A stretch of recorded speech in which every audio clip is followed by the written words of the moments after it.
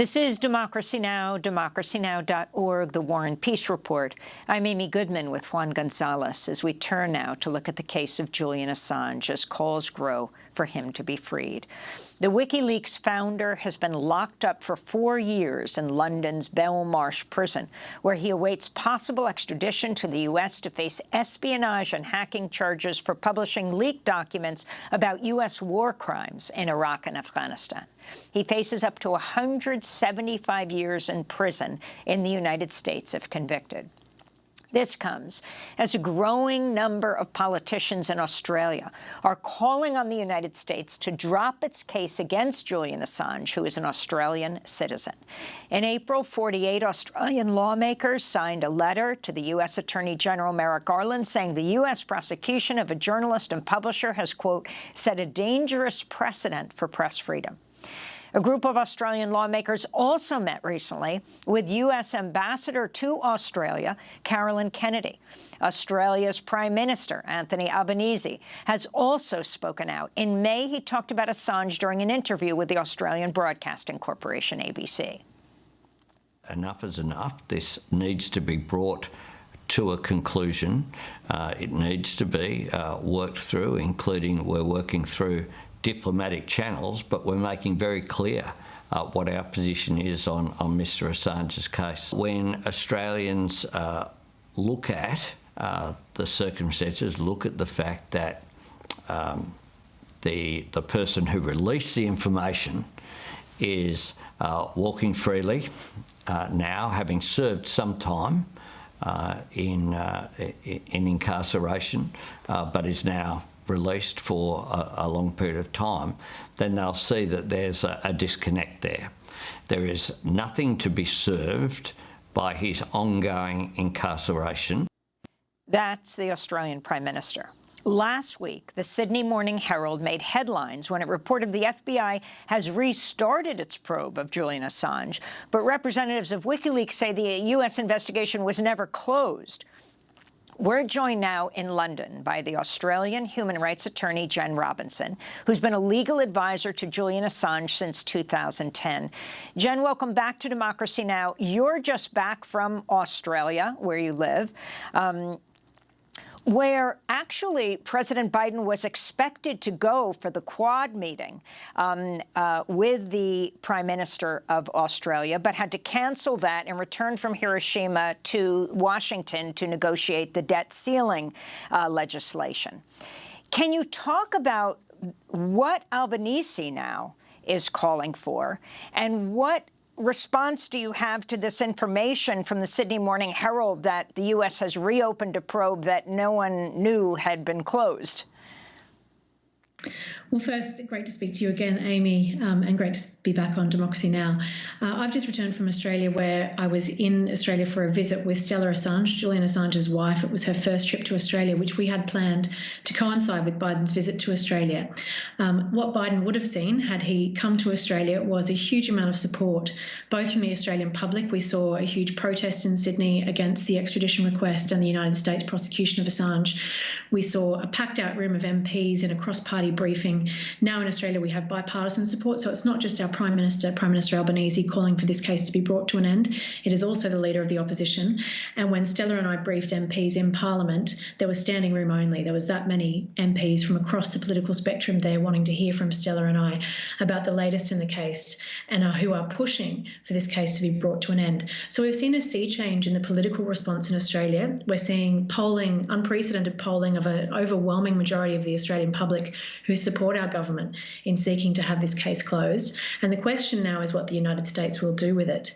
The story last week about the FBI supposedly reopening this investigation, this is an investigation that has been open for a number of years. This is a Trump administration indictment. We know that the FBI had been conducting inquiries in the interim period, and it's important to recognise that the FBI reached out to or allegedly reached out to a ghostwriter on Julian's book. This to us shows the desperation of the FBI and how they are grasping at straws in terms of their investigations in this case. There are no new facts in this case. The US government has known the facts that form the basis of this indictment since Chelsea Manning went on trial back in 2012. And the fact that the FBI is now suddenly starting to make inquiries from bit part players is, I think, goes to show that the strength or lack thereof of the US case. And Jan Robinson, I wanted to ask you about other developments in the case, especially concerning the surveillance conducted of Julian Assange while he was in the Ecuadorian embassy.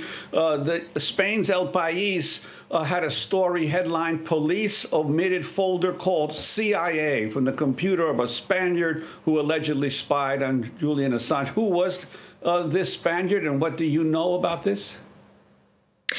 So in addition to fighting the extradition case and fighting the prosecution of Assange, Julian and our legal team have been fighting back through various different legal actions. There's the action that I took successfully against the British government for unlawful sharing of information with the United States government as Julian's lawyer.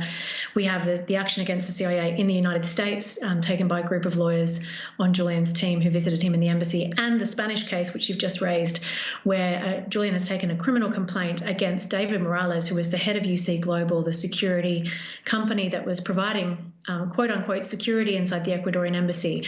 But it was revealed by El País in recent years, thanks to whistleblowers, that he was providing information, allegedly providing information to the CIA.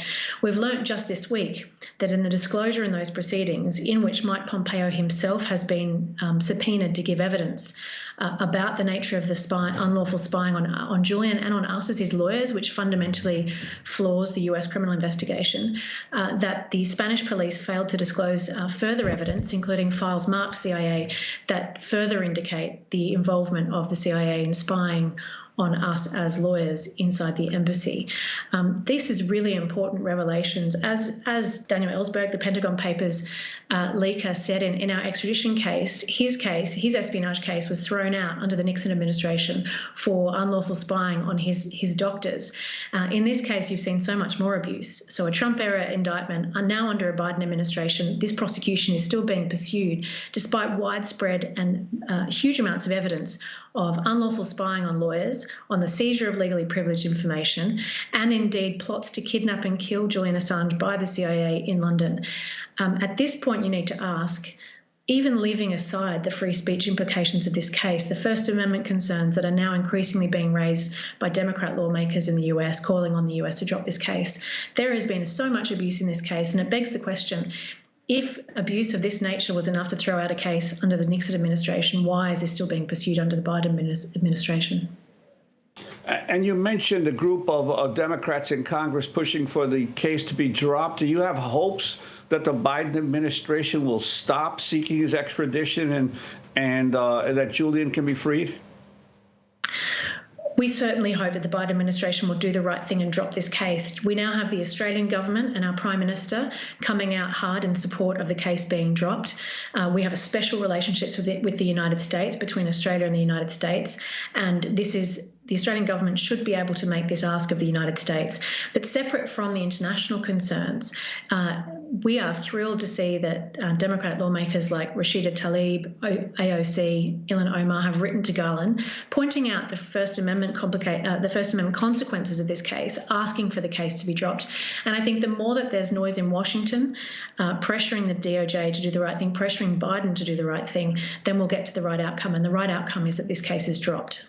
Can you talk about the model that the Julian Assange case brings? I mean, let's remember, we say 4 years in the Belmarsh prison, but before that, 7 years really in captivity in the Ecuadorian embassy. He'd been granted political asylum, but he could never leave the embassy the consulate in order to get to Ecuador because he was afraid of being arrested and then extradited. But this issue of a publisher facing these espionage and treason charges in the United States. You have Evan Gershkovich, who has been arrested in Russia. The world recognizes the problem with a journalist, they say, who's trying to get military secrets. It's really what journalists do. What did Julian Assange do? He published State Department, Pentagon secrets. And he said, and many people agree, including human rights lawyers around the world, evidence of U.S. war crimes in Iraq and Afghanistan. It may not be convenient for the U.S., but it is the job of a journalist. Can you talk about what this case means for how then the U.S. can raise cases like Evan Gershkovich, that he should be freed by Russia? Thank you for raising this point, Amy. It is such an important point. First of all, is the precedent that's set by this case. This case means that any journalist anywhere in the world could be extradited and prosecuted in the United States for publishing truthful information. That is creating a dangerous race to the bottom globally. What message does that send to Russia and to China about extraditing and prosecuting journalists who publish the truth about Russia or China?